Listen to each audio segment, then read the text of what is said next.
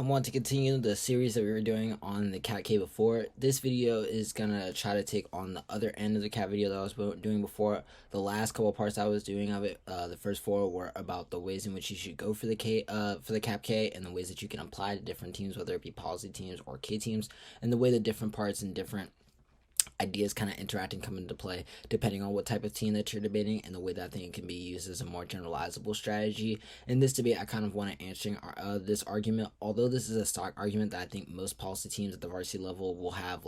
something blocked out for it. I think it can still be something that they struggle on as the debate goes on, especially when you have like a lack of knowledge in a literature base, or it's something that you don't really specialize in. I think being able to be really efficient and comfortable answering this argument reliably is really essential, because you'll see it read in different ways in different contexts, and you'll see it at all levels. And I also think that being really comfortable with your AF is important here, and it's really the main reason I want to talk about being able to answer the cap K, because I think it allows you to really apply the strengths to different types of approaches and strategies that I think are useful for being able to answer cases generally. In this video, I'll try to be able to think about two different approaches for how you think about answering the cap K that'll end up getting split into two different videos. The first approach that I want to talk about is kind of one that's based on just impact turn debating the cap K. So how you debate the cap K when you just want to go for a strategy that's based around going for cap good or cap sustainable, and being able to go for a link turn permutation strategy, one that relies on maybe going for a strategy that agrees that capitalism is bad but wants to use the specific plan that the AF is offering in order to being able to resolve that, or being able to at least be a step in the right direction for being able to resolve capitalism. There are obviously other ways to debate this flow and approach this argument, but I want to go over executing these two strategies because they're the most common approaches, and also approaches that you'll take with maybe a lot of other criticisms that you see, and the way that you think about applying these skills to other criticisms. And so I kind of just wanted to go over a basis of how these two arguments interact and consider different parts of the debate to show the differences in their approach, in order to help you kind of maybe develop those skills and thinking about it in the context of the cap K, and also in other types of scenarios. So let's break this debate down into parts. First, I want to talk about the framework debate. The first portion is the impact turn debate. For the impact turn debate, under the framework portion, you just want to be able to weigh the AF. This debate probably shouldn't be very contested, because both sides will probably want to weigh the impacts, but you need to answer any judge heuristic arguments that they may make. You saw in my last couple of cap videos the way that I think that cap teams should take up arguments when they think that the alt isn't really comparable to the AF, and I think in impact turn debates, where you're really talking about really urgent types of impacts that need to be resolved in the status quo, there are a lot of times that other team may not want to spend really going all in on the alternative, and so they may pivot into going for judge heuristic arguments that are about why thinking about capitalism as bad at first is a kind of like prior question, of being able to think about and create solutions to it. And I think you need to beat these arguments, obviously, because they're very much intimately tied to the impact turn debate that you'll have later on proper on the impact turn debate. And I think that you can do that both with procedural arguments that make arguments about why approaching it from the lens of just anti-capitalism doesn't really allow a broad lens of contestation between the affirmative and the negative, and doesn't allow for much flexibility on either side, and the way in which it skews the debate and creates bias in a way that doesn't allow you to kind of like create the unique interpretation of the resolution that you have. I think also making arguments outside the procedural arguments you make is not super necessary, but can be helpful if you have a strong argument about why the preciseness of being about learning about the specific thing that the AF is about is important, and why it's key. And I think that in general, just being able to win arguments about why talking about the AF is important, and thinking about it from the heuristic that the AF is taking up, is an important part of being able to defend any AF. In the context of a strategy that's based more on a link turn, or the strategy that's based more on making a permutation argument later on, the framework debate is kind of similar to the one above, but you should also be able to make arguments about why you can resolve the debate under their interp. I think that when you're going for a link turn strategy, because later on you're going to want to make inroads into why you're able to kind of resolve the harshest impacts to the criticism, I think you should start this debate earlier on in the framework portion by making a lot of even if arguments about why, in a world where they're able to win the types of heuristic arguments they go for, you can still win under their model if you're able to interpret or view the AF in a certain way, and to not kind of throw all policy solutions aside. And that allows you to make specific arguments that make a high standard for the alternative, because you can make framework arguments in return that basically set up the feasibility of the alternative versus the AF, because of the very proximate impacts you have to capitalism, and the way you're able to talk these specific scenarios in order to win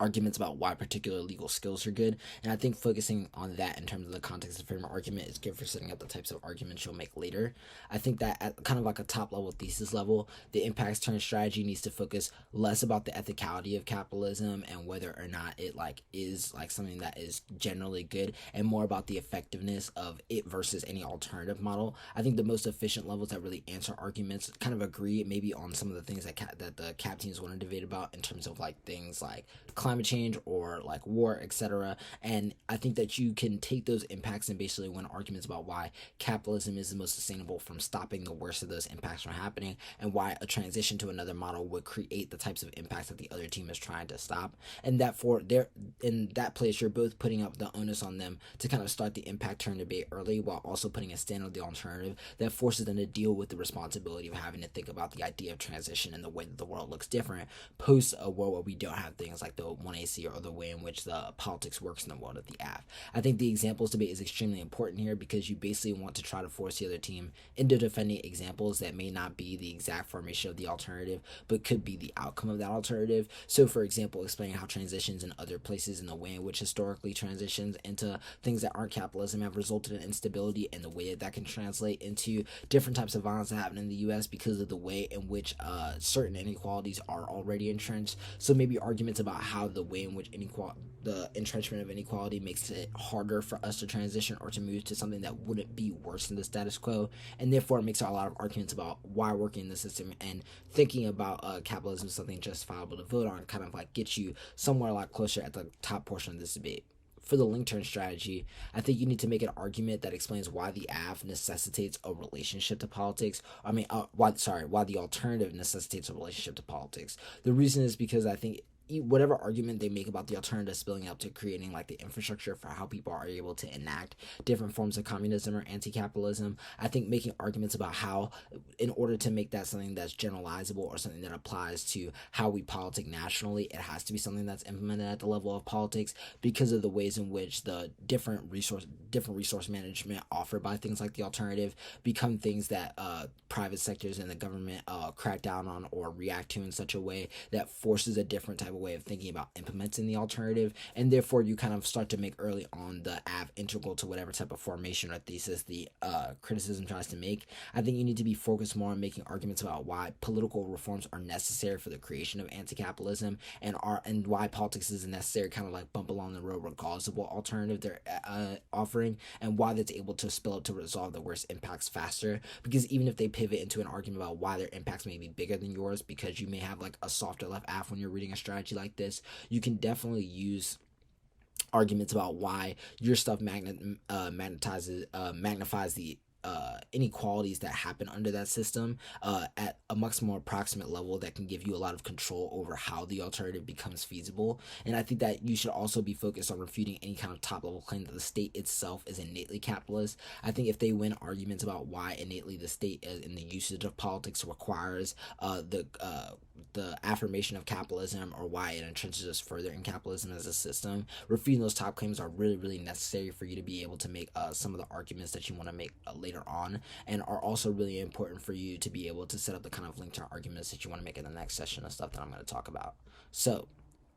for the link arguments, I think that generally impact turn debates want to focus not really on being able to refute the link arguments at the level of truth, but more being able to basically influence and use the impact defense arguments that you have and strategic concessions of arguments in order to build your impact turn debate later on. I think that you should not just like generally just concede the fact that the AF is capitalist, but actually force basically a connection between the arguments that they're making on the link arguments and the arguments that they're making on the alternative level in order to beat them here. Because by connecting the arguments that they're making about the way in which the AF reinforces capital, if they don't have an alternative transition out of it, you can force a lot of their link arguments to feel a lot more like they're about the status quo than they are about the specificity of the AF. And then the impact defense portion I was talking about before can help you refute the magnitude of the impacts that they're going for. Like, even if they're going for arguments about how capitalism creates climate change, warfare, etc., if you can use your impact defense to A, win inroads about how the AF is able to prevent some of these impacts, or B, make arguments about the ways in which these impacts are made much less probable because of the types of like technology or other things available under capitalism, then you have like a much stronger argument for being able to win in routes to resolve these like arguments beyond just like general concessions. I think in the context of link turn strategies, obviously this is the part of the strategy where you want to implement the link turn, and I think that it's not a question of whether or not you have more or less evidence, but much more a question of evidence application and your ability to explain examples. This is where you can start to really apply the permutation and contest, which can help with explicit permutation explanation later on in the debate, and it can also force the specificity question on the link question. I think in this link turn strategy, you want to try to move most of the link arguments that the negative is going to make into critiques of the status quo and make them seem like they're arguments that are innate of the world that we already live in, but don't actually explain what happens in a world where the app happens. And being able to force that strategy can give you a lot of inroads to winning, while the benefits of the app can be weighed against the status quo in such a way that you're much more comfortable using the weight of the 1AC, which I kind of explained would be important earlier on, in order to kind of get the full weight out of these arguments. Hopefully this video was helpful in getting you started on thinking about how you want to answer the CAPK from a policy perspective, and hopefully you'll tune in for the next part that kind of gives more of this instruction when thinking about things like the permutation, impact comparison, and the alternative. Thanks.